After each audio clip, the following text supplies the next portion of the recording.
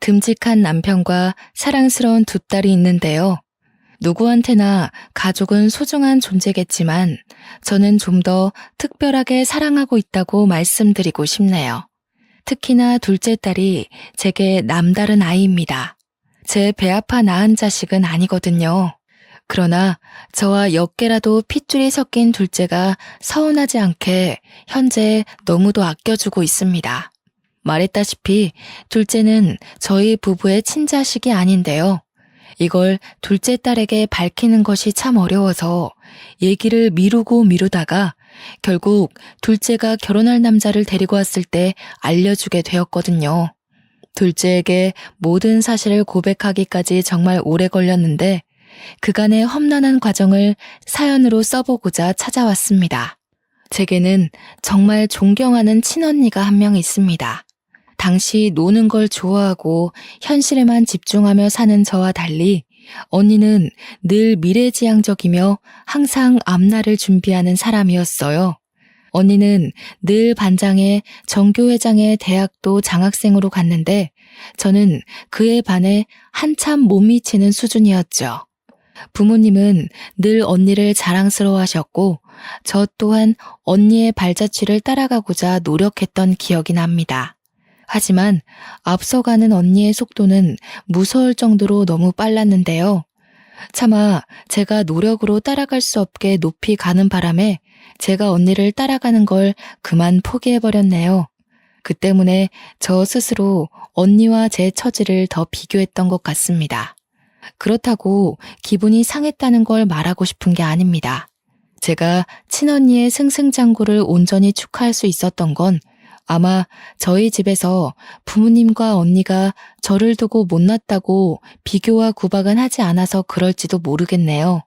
부모님과 언니는 오히려 저더러 하고 싶은 거나 원하는 걸 찾아서 하길 응원만 해주었고 무얼 하든 제가 행복하기만을 바랬습니다. 이런 가치관은 제게만이 아니라 우리 가정의 가훈이기도 해요. 식구들이 모두 착하고 마음 좋으니까 저는 사춘기가 오지도 않았던 걸로 압니다. 오히려 사춘기 당시 제가 식구들의 눈치를 보며 괜히 분란 일으키지 않도록 노력했죠. 친언니는 수석으로 의대를 나와 산부인과 의사가 되었을 만큼 똑똑한 인재였는데요. 그런데 제가 정말 놀랍다고 느낀 건 한국 의대가 아니라 프랑스 유학파라는 것이에요. 프랑스 의대생들 사이에서도 성적이 좋아서 교수님들의 관심을 한몸에 받은 걸로 알고 있습니다. 프랑스 유학을 끝내고 한국으로 돌아온 언니는 바로 국시를 친 뒤 레지던트부터 시작을 했는데 저는 이때만 해도 언니가 공부 괴물인 줄 알았어요. 공부에 임하는 자세도 저돌적인데다가 언니가 시도만 하면 패스되는 시험들이 신기하기만 했거든요.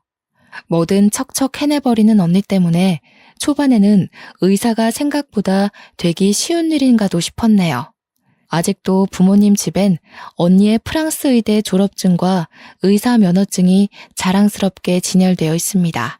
그런 화목한 분위기에서 성적 저조한 제가 기적적으로 대학을 가게 되었는데 언니에 비해 한없이 평범하고 어쩌면 보잘것없는 결과라지만 부모님과 언니는 무엇보다 기뻐해 주었어요.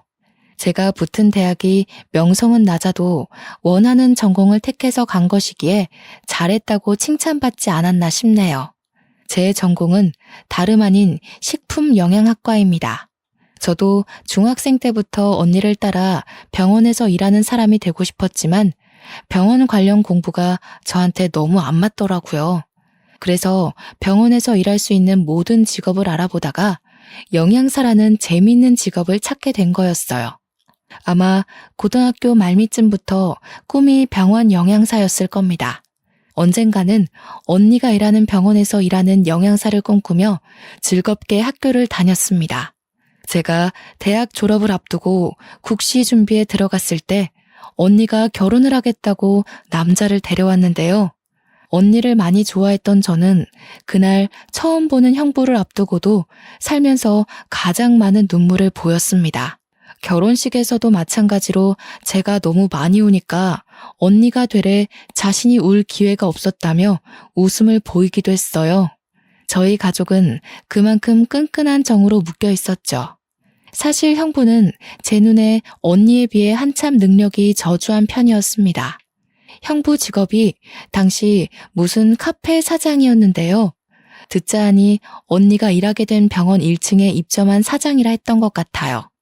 아무래도 대학병원 입지다 보니까 매출은 좋았다고 했으나 솔직히 언니가 좀 아까웠습니다. 언니한테 얼추 형부와의 스토리를 듣자니 형부가 먼저 치근덕거렸다고 하더군요.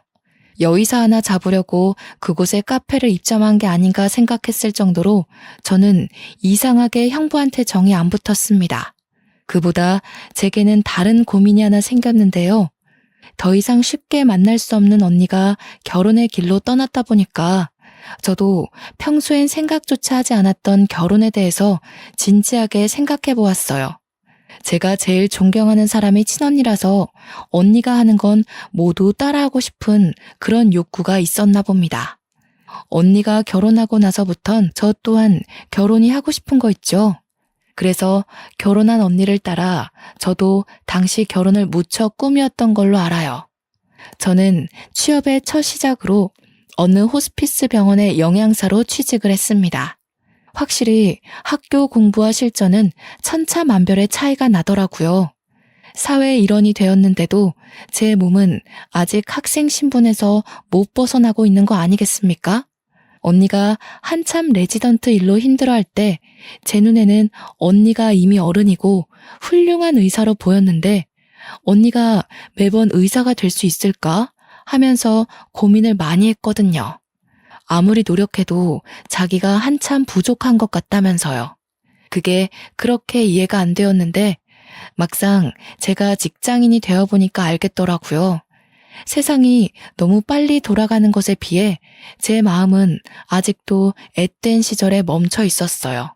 때문에 언니와 통화하면서 직장 고민 때문에 많이 칭얼거렸던 걸로 기억합니다. 원래는 매번 제가 먼저 전화를 거는데 한날은 언니가 먼저 전화를 걸어온 적이 있었어요. 아마 그때가 제가 잠들 시간이었던 걸로 기억하는데요. 그날 언니를 끝까지 붙잡지 못한 것이 내내 제 가슴 한켠에 후회로 남아있어요. 전화를 받았는데 언니 목소리가 어딘가 모르게 이상한 겁니다. 꼭 온 사람처럼 불안하게 떨리는 소리였어요. 언니, 무슨 일 있어? 목소리가 왜 그래? 이 시간에 전화 안 하잖아. 설마 오늘도 집에 안 들어가고 야근이야? 근데 목소리가 우는 소리 같은데? 만나서 얘기해줄게. 오늘만 너희 자취방에서 자도 될까? 허락만 해주면 나 지금 바로 출발할 생각이거든. 언니가 지내는 신혼집과 저의 자취방은 무려 1시간이 걸리는 거리였습니다. 당시 시간은 거의 자정을 넘길랑 말랑한 시간이었고요. 그 먼 거리를 밤길에 오라고 하는 게 맞는 건지 당장 판단이 잘 서지 않더라고요. 게다가 언니 목소리가 확실히 무슨 일 있는 목소리인데 컨디션 안 좋은 상태로 운전을 해도 되는 건지 걱정도 되었어요. 하지만 제 걱정에도 언니가 괜찮다고 하길래 결국 조심히 오라는 말과 함께 언니가 올 때까지 기다릴 수밖에 없었습니다. 그래도 한편으로는 오랜만에 언니와 같이 잘 생각을 하니까 기분 좋았어요. 전화는 자주 했지만 언니랑 얼굴 본 지는 무척 오래됐거든요. 얼마 뒤 언니가 도착했다는 연락과 함께 기쁜 마음으로 대문을 열었는데요. 그날 저는 언니의 몰골을 보고 깜짝 놀랐지 뭡니까? 언니, 얼굴이 왜 이래? 다친 거야? 누구한테 맞았어? 옷은 또 왜 이렇고? 집에서 오는 거 아니었어? 아니, 형부는 어쩌고 혼자 이렇게 나와? 집에 형부 없어? 엄마 아빠한테 나 여기서 잔다고 얘기 안 했지? 절대 말하면 안 돼. 네 형부 일 때문에 찾아온 거야. 혹시 남편이 연락 오더라도 일단은 받지 마. 알았어. 엄마 아빠한테도 당연히 말 안 했지. 시간이 늦어서 전화할 수도 없었고. 아니 그보다 도대체 무슨 일이냐니깐? 누가 이랬어? 언니는 마치 누구와 몸싸움이라도 한 것 같은 몰골이었습니다. 제가 계속 상황 설명을 재촉하자 언니가 마음을 추스르고 말해주기 시작했는데요. 이 모든 게 형부 짓이라는 거 아닙니까? 결혼한 지 반개월밖에 안 되었는데 형부가 바람을 폈다는 거 아니겠어요? 형부 입장에서 그런 적 없다고 부정하긴 했지만 언니는 형부가 몰래 상간녀랑 통화하는 걸 들었다고 했습니다. 그것 때문에 대판 싸운 적이 있었는데 그 뒤로 형부 성격이 날카로워져서 뭐만 하면 언니한테 딴지를 걸었다고 했어요. 심지어 언니가 병원에서 온 긴급 호출 때문에 남자 직원과 통화를 했는데 그걸로 바람피냐면서 몰아갔다고 하는 겁니다. 자기가 바람핀 걸 그런 식으로 언니와 자기를 동일시하면서 맞바람을 핀 걸로 만들려 했다는 거죠. 이렇게 엉망인 꼴로 도망쳐 나온 이유도 바로 그걸로 따지고 들다가 다툼이 난 거라고 했습니다. 언니는 저희 집에서 한 일주일 지내다가 다시 신혼집으로 돌아갔는데요. 형부가 문자로 잘못했으니까 집에 오라고 하는 사과에 돌아가게 된 거예요. 솔직히 저는 그때 언니를 그렇게 보내는 게 너무 불안했습니다. 그래서 가지 말라고 무슨 그런 사람이 다 있냐고 당장 이혼하라 했더니 언니가 괜찮다고만 하는 거 있죠. 내가 선택한 사람이잖아. 결혼이 참 무거운 약속인 것 같아. 쉽게 끊을 수가 없네. 부모님한테는 절대 비밀이야. 너도 내가 나서기 전까진 눈 감아줘. 그렇게 저는 언니를 놓아줘야 했습니다. 그래도 일상생활을 하면서 언니한테 매일 안부 연락을 했어요. 언니가 말하기를 다행히 형부가 진심으로 반성해서 무탈하게 잘 지내고 있다고 하더라고요. 그 말을 곧이곧대로 믿는 것이 아니었는데 지난날만 생각하면 여전히 가슴 중앙이 꽉 막히네요.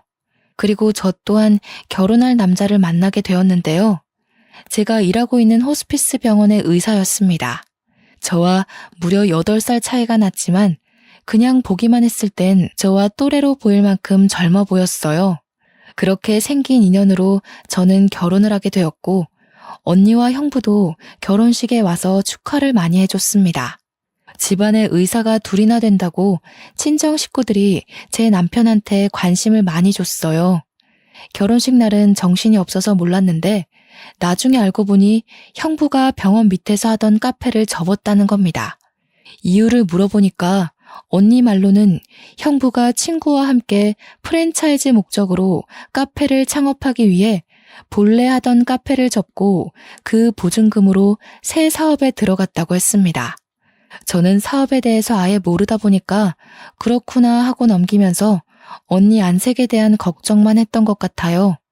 언니 낯빛이 지난밤 자취방에서 봤을 때보다 더 피로해 보였거든요. 저희 대신 친정 부모님이 형부 걱정을 좀 많이 했는데요. 사업 함부로 시작하는 거 아니라면서 하고 있던 카페가 잘 되고 있었는데 왜 그런 모험을 하냐고 살짝 잔소리를 했던 걸로 압니다. 형부는 별다른 대답 없이 그저 친정 부모에게 웃음으로만 답했어요. 저는 언니한테 들은 게 있다 보니까 그런 웃음마저 미워 죽겠더군요.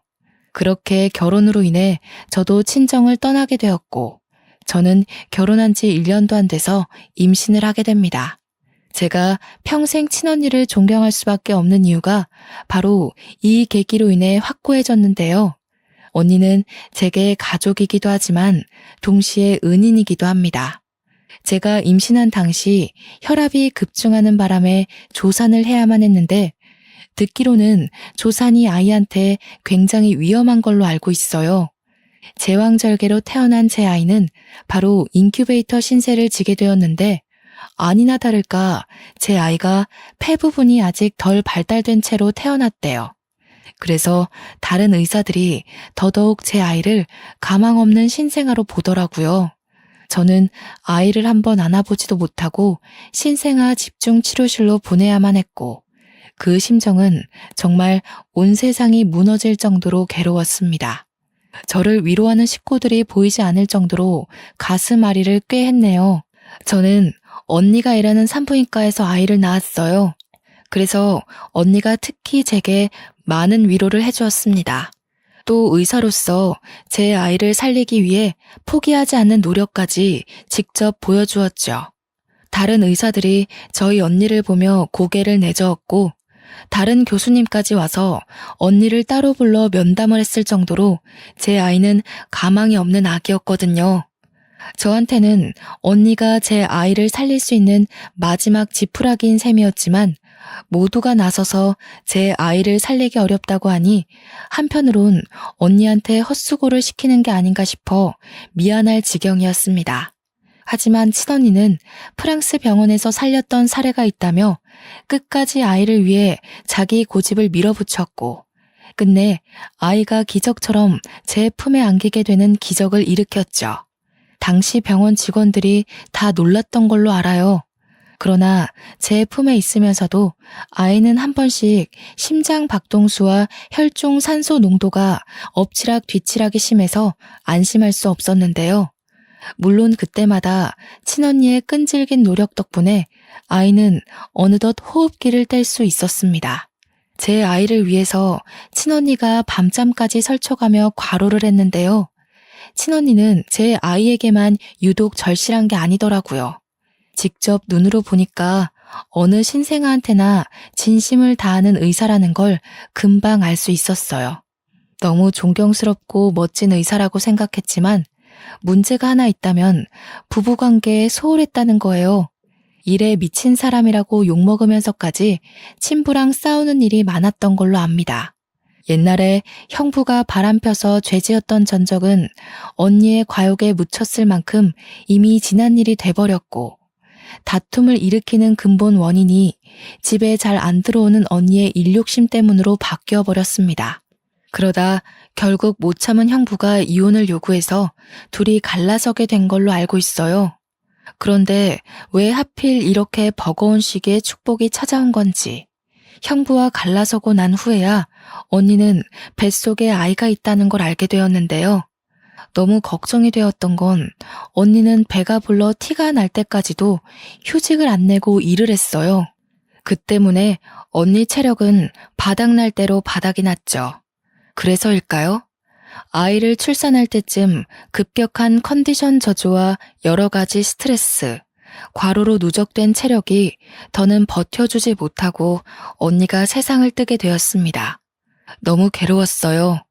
언니가 부모님께 알리지 말라고 해서 언니의 처지를 저만이 알고 있었는데 유일하게 알고 있는 제가 언니를 위해 아무것도 해주지 못했다는 사실이 미치게 힘들었습니다. 이 상황에 가장 미웠던 건 형부라는 존재였어요. 언니가 집에서만큼이라도 마음 편히 쉴 수 있는 시간이 있었다면 그리 허망하게 죽지 않았을 거라 생각했거든요.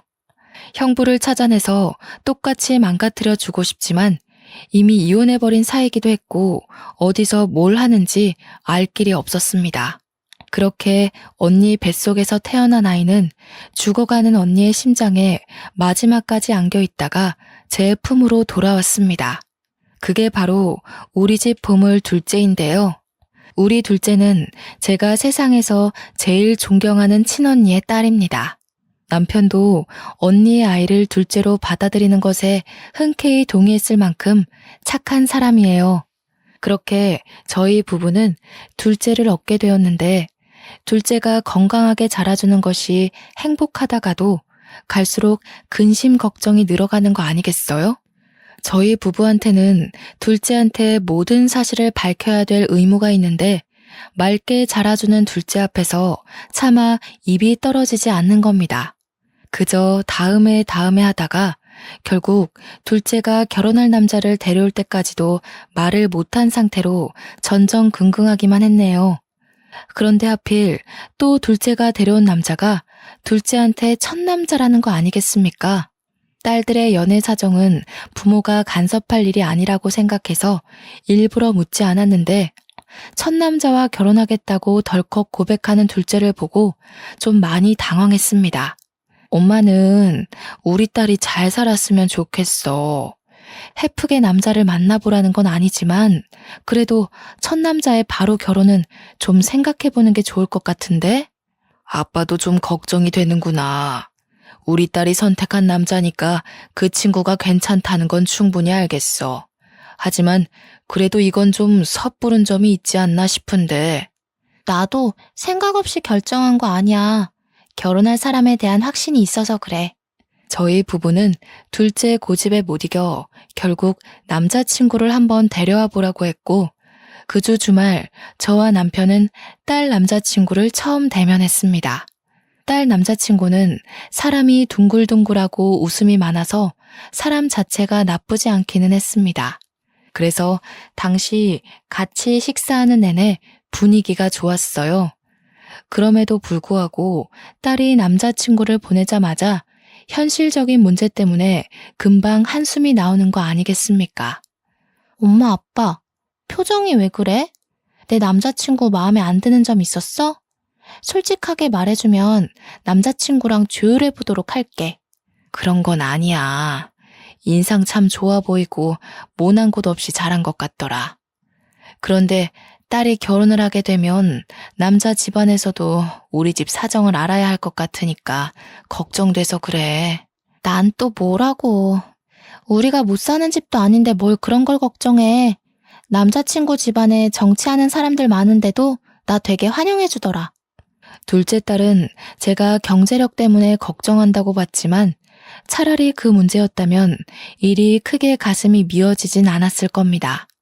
결혼을 앞두게 되었으니 더 이상 미룰 수 없잖아요. 저와 남편은 그날 바로 둘째의 친모에 대해서 모든 걸 알려주었죠. 최대한 둘째가 상처받지 않게 조심히 말을 했습니다. 실은 내가 네 엄마가 아니라 이모야. 그동안 말 못해서 미안해. 말해야지 하면서도 엄마가 이렇게 용기가 없었다. 우리 딸 상처받게 하려고 자식으로 받아들인 게 아닌데 한솔이 너가 상처받을 게 두려워서 엄마가 너무 망설였어. 차라리 더 빨리 얘기했다면 둘째가 덜 충격이었을까요? 역시나 둘째는 저와 남편의 장황한 설명에도 이렇다 할 반응을 보이지 않았습니다. 둘째 나이 30을 바라보는 시점에서 딸은 자기가 입양된 아이란 사실을 알게 되었는데 당연히 상처가 될 수밖에 없겠죠. 부모인 줄 알았던 사람들이 사실은 이모와 이모부라니 누가 그걸 단번에 이해할 수 있겠습니까? 그 아픔을 감히 가늠조차 할 수가 없어서 저와 남편은 마냥 둘째의 대답만을 기다렸는데요. 장난치는 거야? 남자친구가 그렇게 마음에 안 들었어? 아무리 그래도 어떻게 이런 식으로 거절을 해. 거짓말하는 거지? 겨우 내비친 둘째의 반응은 부정과 어리둥절한 얼굴이었어요. 당장 어떤 반응을 보여야 하는지도 몰라 계속 멍 때리는 표정이었습니다. 저와 남편은 이왕 밝히게 된 거 숨기는 거 없이 모두 보여주기 위해 제 친언니 사진과 샛노랗게 물들어버린 옛날 언니의 초음파 사진, 그리고 산부인과 출산 기록까지 들고 와서 둘째에게 내밀었습니다. 둘째를 저희 부부 호적에 올린 확인서까지 모두 빠짐없이요. 한솔이 친엄마는 정말 훌륭한 산부인과 의사였어. 프랑스 가서 유학 생활도 했을 만큼 유능했거든. 우리 한솔이가 그렇게 대단한 엄마한테서 태어난 거야. 너무 늦게 알려줘서 미안해. 그동안은 엄마가 너무 겁을 먹었던 것 같아. 그래서? 이걸 말해주는 이유가 뭔데? 나 엄마 아빠 딸 아니니까 그만 떠나라는 거야? 결혼까지만 부모님 노릇해줄 테니 나더러 세상에도 없는 친엄마한테 가라고? 아니야. 엄마가 너를 왜 보내? 우리가 너를 얼마나 온 마음 다해서 키웠는데. 넌 누가 뭘 해도 내 자식이야. 그건 엄마가 이 사실을 밝혔다고 해서 달라지는 건 없어. 그럼 왜 갑자기 이걸 말해줘? 차라리 끝까지 모르게 하지. 어쩔 수 없이 알게 될 때까지 모르고 살게 하지. 왜 이제 와서 알려줘? 나 무섭게 왜 이래? 혹시라도 결혼하고 난 뒤 이 사실이 밝혀지면 남자 쪽에서 사기 결혼으로 걸고 넘어질까봐 더 이상 미룰 수가 없겠더라고. 엄마 아빠가 너무 이기적이었어. 미안하다 딸아. 유치원 때 이후로 한 번도 둘째가 겁에 질려 우는 걸 본 적이 없는데 얘기가 다 끝나고 나니까 둘째가 어쩔 줄 몰라 하며 눈물을 보이더라고요. 그 모습을 보니 너무 가슴이 아파서 말없이 둘째를 안아줬습니다. 그리고 저와 남편은 연차를 내고 둘째를 데리고서 친언니가 안치되어 있는 납골당을 찾아갔어요. 그 안에는 우리 둘째와 똑 닮은 친언니가 웃고 있는 사진이 있었고 그 옆으로 둘째의 어릴 적 사진부터 교복 시절과 대학을 졸업한 사진까지 놓여 있었습니다. 자식을 보고 싶어할 언니의 마음을 조금이나마 위로하기 위해서 제가 마련해 둔 건데요. 옛날부터 유독 둘째 사진을 많이 찍어둔 이유가 다 언니에게 바치기 위해서였죠. 언니, 내가 한솔이한테 너무 늦게 말해서 이제야 데려왔어. 미안해. 우리 한솔이 너무 예쁘게 자라줬지?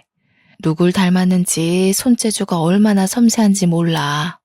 언니가 직접 우리 한솔이 손도 잡아보고 해야 되는데 더 잘 키우지 못해서 항상 미안해. 너무 보고 싶다, 언니야. 제가 언니 앞에서 결국 눈물을 보였는데 그때까지도 둘째는 실감하지 못하는 얼굴이었습니다. 아마 사실을 안 지 이틀 만에 이 모든 걸 감당하기엔 벅찼던 것 같아요.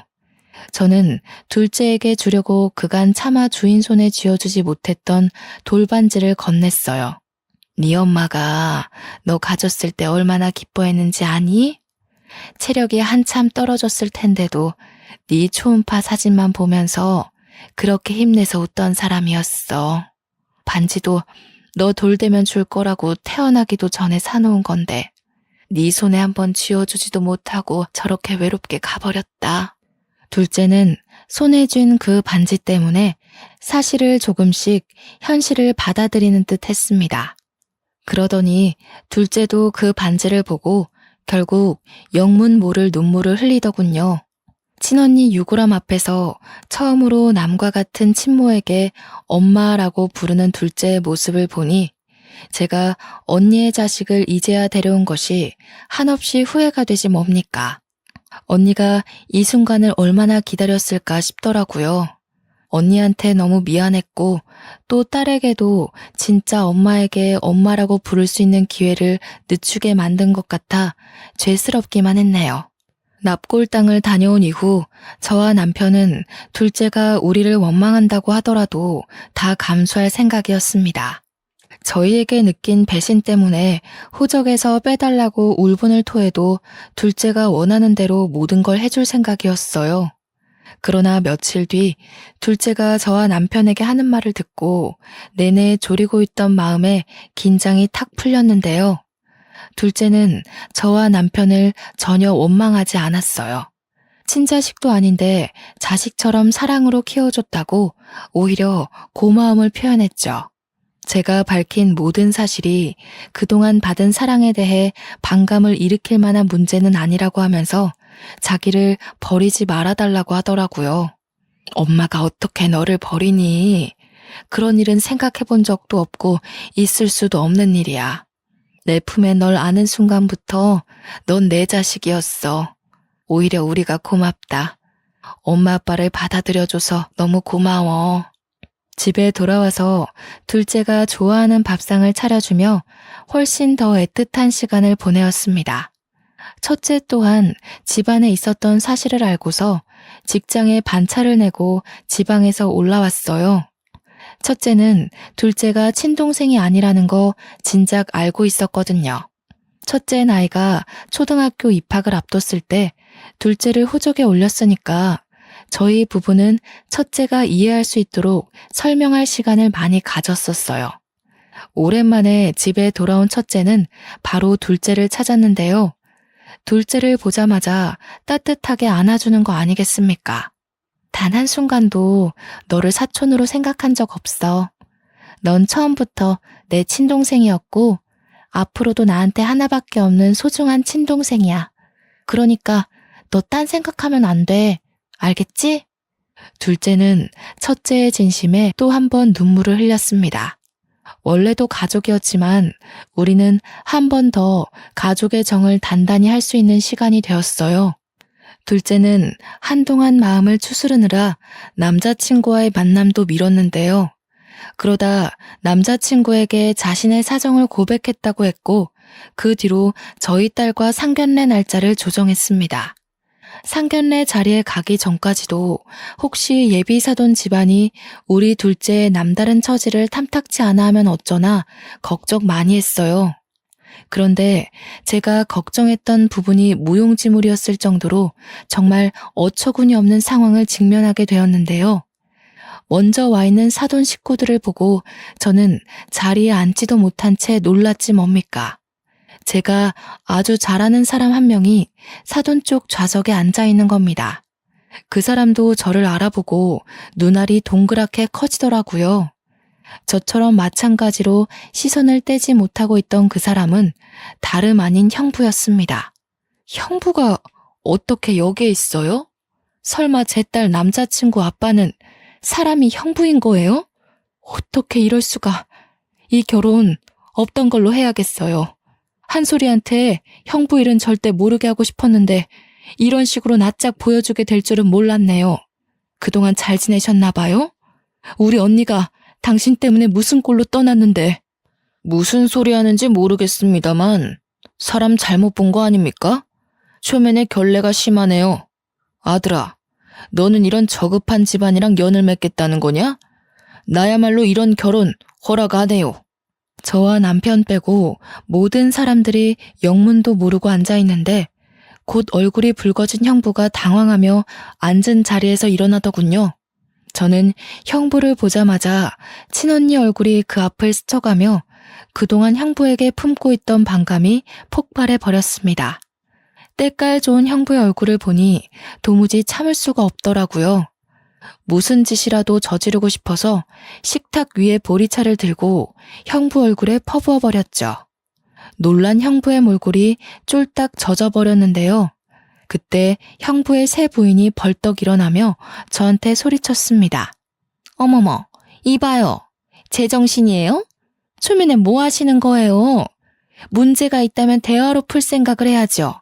설명부터 해주는 게 순서 아닌가요? 이 사람 입 아프게 설명해줄 가치도 없는 사람이에요. 형부, 우리 언니 그렇게 때려가면서 이혼하자고 협박하더니 지금은 잘 먹고 잘 살고 있었네요. 이번엔 정치계통 사람들이에요. 어쩜 그렇게 돈 있는 사람만 잘 찾아다닌대요? 형부는 여자 돈 보고 결혼하는 사람이잖아요. 그래서 우리 언니 재산 떼먹으니까 좋았어요? 무슨 소리 하는 거야? 내가 언제 네 언니 재산을 떼먹었다고 그래? 이혼해서 재산 분할한 게 왜 떼먹는 거야? 법이 시키는 대로 했을 뿐이야. 가진 것도 능력도 없는 형부를 우리 언니는 책임까지 느껴가면서 끝까지 쥐고 있었어요. 언니한테 애가 있었다는 것도 몰랐겠죠. 당신이 돈 빼먹을 다른 여자 찾는 동안 우리 언니는 형부 때문에 극심한 스트레스로 출산하다가 세상을 떴어요. 뭐라고? 애가 있더니 그건 또 무슨 억측이야. 뭐가 어찌됐건 나는 모르는 사실이야. 이미 네 언니랑 이혼을 한 상태고 네 언니가 어떻게 됐든 말든 내 알 바 아니라고. 진작부터 형부라고 부르기 가짜났었는데 지금까지도 되바라진 인성으로 지내줘서 다행이네요. 내가 언젠가 만나게 되면 꼭 언니가 당한 거 손톱만큼이라도 갚아주려고 벼르고 있었거든요. 그러니까 한 대 더 맞으세요. 이번에 저는 형부의 싸다구까지 날렸습니다. 그리고 들고 있던 가방으로 형부를 패기 시작했죠. 저는 똑똑히 기억하고 있습니다. 형부가 새로 꾸린다던 프랜차이즈 사업이 쫄딱 망해서 거지꼴이 되었는데 그것 때문에 자격지심이 심해져 우리 언니한테 폭언과 폭력을 일삼았다는 걸요. 제가 결혼하는 바람에 저한테 피해주기 싫던 언니는 거의 병원에서 간이 침대를 놓고 쪽잠을 잤다는 것도 들어서 알고 있어요. 이 모든 사실을 입 밖으로 꺼냈더니 예비 사돈 쪽에서 얼굴이 새하얗게 질려 있더군요. 형부는 비굴할 정도로 새 부인 앞에 머리를 조아리며 변명을 하기 시작했습니다. 사돈 집안에 정치인들이 많다더니 알고 보니까 저 새 부인이 전 국회의원인 거 아니겠어요? 그래서 보잘것없는 형부와 재혼을 한다고 했을 때 새 부인 집안에서도 반대가 심했다고 하네요. 말 그대로 형부가 너무 스펙도 없는데 이혼남이기까지 하니까 쪽팔렸기 때문이겠죠. 그래도 세부인 마음을 존중해서 끝내 집안 어른들로부터 재혼을 승낙받은 건데 말년돼서 추잡한 현실이 드러난 셈이 되었네요. 형편없는 형부의 진실이 생각보다 더 밑바닥이란 게 세부인 집안 귀에 들어가면 형부 앞길 망하는 건 안 봐도 비디오인 꼴이었습니다. 당신 나한테 전부인 사이에서 자식 없다고 하지 않았어요? 폭언은 또 무슨 소리예요? 당신 전부인이랑 깔끔하게 합의 이혼한 거라면서요. 도대체 이게 다 뭔 난리예요? 없어. 자식 없는 거 맞아. 합의 이혼도 맞고. 이 사람이 전부인 동생인데 별 뜻 없이 그냥 나한테 용심 부리는 거야. 내가 다 해결할게. 당신은 신경 쓸 거 아무것도 없어. 내가 여기서 그대로 다 밝히기엔 우리 한솔이한테 상처밖에 안 될 테니까 말은 삼갈게요. 사모님 집안 생각해서 제안하는 건데 이 남자에 대해 궁금한 거 있으면 증거물 다 대줄 수 있거든요. 당장 원하시면 저희 집으로 안내할 수도 있어요. 제가 세게 나오자 형부가 당황해서는 제게 제정신이냐면서 무슨 일을 꾸미려는 거냐고 언성을 높였는데요. 세부인은 형부의 말을 가로채며 제 말을 더 들어보려고 했습니다. 상당히 충격받은 것 같더라고요. 세부인도 나름대로 머릿속을 정리할 시간이 필요했는지 다음날 연락 달라고 하면서 제게 명함 하나 주고서 자리를 먼저 떠났습니다. 형부가 세부인 뒤를 급하게 쫓아갔지만 놓쳤는지 차였는지 금세 다시 돌아와서는 저를 어떻게 해보려고 손찌검하려고 했어요. 남편이 아니었다면 정말 한 대 맞았을지도 모르겠네요. 우리 언니가 저 더러운 손바닥에 참 많이도 고통을 받았겠죠. 제가 일으킨 파장은 둘째 딸뿐만 아니라 남자친구까지도 놀라게 만들었는데요. 특히 딸 남자친구가 자기 애인과 서로 의분남매였다는 사실에 벙쪄 있더군요. 그러나 마찬가지로 얼떨결에 친아빠를 보게 된 셈인 둘째 딸의 반응은 조금 달랐습니다. 둘째도 자기 엄마에 대한 애착이 있었던 건지 제 남편과 힘을 겨루고 있는 형부에게 가서 지갑으로 뒤통수를 한 대 후려치더라고요. 형부가 당황해서 둘째를 보는데 형부 또한 둘째가 자기 친자인 걸 눈치껏 알아본 것 같았어요. 내 몸속에 아저씨 피가 섞여 있다는 게 진짜 저주스러워요. 엄마가 아저씨 얘기는 숨기길래 별로 알고 싶지도 않았는데 오히려 알게 된 게 다행이네요. 하마터면 아저씨 같은 인간의 며느리가 될 뻔했잖아요. 세아가 네가 어떻게... 이건 뭔가 잘못됐어. 너희들 나 하나 몰락시키자고 전부 다 짠 거 아니야? 어디서 소설 같은 이야기를 만들어서 밀어붙여. 아저씨만 봐도 우리 엄마라는 사람이 얼마나 외로웠을지가 느껴지네요. 얼굴도 못 보고 보낸 우리 엄마 생각해서라도 제 기억에서 아저씨 얼굴을 싹 지워버려야겠어요. 앞으로 아저씨 인생에 웃는 날은 영영 없었으면 좋겠네요. 다신 보지 맙시다. 둘째는 자기 남자친구한테 이별을 통보한 채 저희를 데리고 자리를 떴습니다. 상견례가 그렇게 파토난 것이 꼭 제 탓인 것만 같아서 저는 둘째한테 사과했습니다. 그러니 둘째가 뜻밖의 사실 말해주더군요. 내가 남자친구한테 내 사정 다 말해줬다고 그랬잖아. 그런데 남자친구 반응이 좀 시원찮더라고. 차라리 잘 됐어. 나도 찝찝해서 이 결혼을 하는 게 맞나 살짝 고민했거든. 딸 남자친구가 둘째한테 그럼 고아인 셈 아니냐고 그렇게 물었다네요. 사람은 한마디 두마디 뱉는 게 결국 그 사람 인성이라고 아마 그 발언이 딸 남자친구의 본색이 아니었을까 싶어요. 사실 누구나 좋은 사람인 척, 너그러운 척 연기하는 건 쉽잖아요. 저는 다음날 연락을 달라고 했던 형부의 세부인에게 고민하다가 문자를 넣었습니다. 세부인은 집에 돌아온 형부와 한바탕 다툼을 벌인 것 같더라고요. 정말로 제게 증거물을 다 요구했어요. 저는 우편으로 형부에 관한 모든 사실과 언니가 형부 폭력 때문에 경찰에 신고했던 이력까지 보태어 붙였습니다. 며칠 뒤 세부인한테서 다시 연락받은 문자에서 결국 둘 사이가 끝내 동결났다는 소식을 전달받았는데요. 형부는 세부인 집안 어른들한테 저급한 취급당하며 찍소리도 못한 채 이혼을 강요받았다고 합니다. 꼴 좋다고 생각하면서도 한편으로는 빈털터리로 쫓겨난 형부가 우리한테 보복을 하려고 길을 쓰고 찾지 않을까 뒤늦게 걱정이 되더라고요. 다행히 1년이 지난 현재까지 그 꼴을 다시 본 적은 없네요. 원래도 연락으로 알 길이 없던 사람이다 보니까 어디서 뭐라고 사는지 전혀 몰라요. 그러나 감히 제가 추측하자면 이젠 능력 좋은 여자 만나서 인생 펴기엔 너무 늙어버렸지 않나 싶어요. 때문에 분명 밑바닥 신세를 피하지 못하고 망가졌겠죠. 자기 주제도 모르고 많은 걸 탐내다 보니 주머니가 감당 못하고 터져버린 거 아니겠어요? 그 사람은 진작 밑바닥을 기었어야 할 처지인데 그나마 가지고 있던 젊음이라는 카드 한 장만으로 참 길게도 버텨오지 않았나 생각이 듭니다. 마음 같아선 다신 제게 못하도록 생을 뜨게 만들고 싶단 생각도 했었지만 아마 우리 언니가 저를 그리 괴로움 속에 살게끔 내버려두지 않았을 것 같아요. 그 남자에게 가장 힘이었던 능력 좋은 아내한테 버림받게 했으니 그걸로 반은 갚아줬다 생각하렵니다. 다신 보는 일 없길 바라나 혹시라도 또 만나게 되는 날이 온다면 저는 똑같은 방법으로 그 남자가 밑바닥 생활을 청산하지 못하게 발목을 잡을까 해요. 그 남자가 저에게 겁을 먹고 평생을 트라우마로 기억하며 무너지길 바랄 뿐입니다. 세상이 좁다는 게 저한테도 해당되는 일인 줄은 몰랐는데 아무래도 언니가 이러한 자리를 만들어준 게 아닌가 싶어요. 언니가 저를 통해 형부한테 복수를 하고 싶었는지도 모르죠. 그럴 거라 생각하고 저도 그 남자를 그렇게 망쳐놓았던 것도 있었네요. 평생을 남의 인생 망쳐보는 짓 같은 건 해볼 엄두도 못 내던 제가 반은 미쳐서 그 남자에게 보복했던 것 같은데요.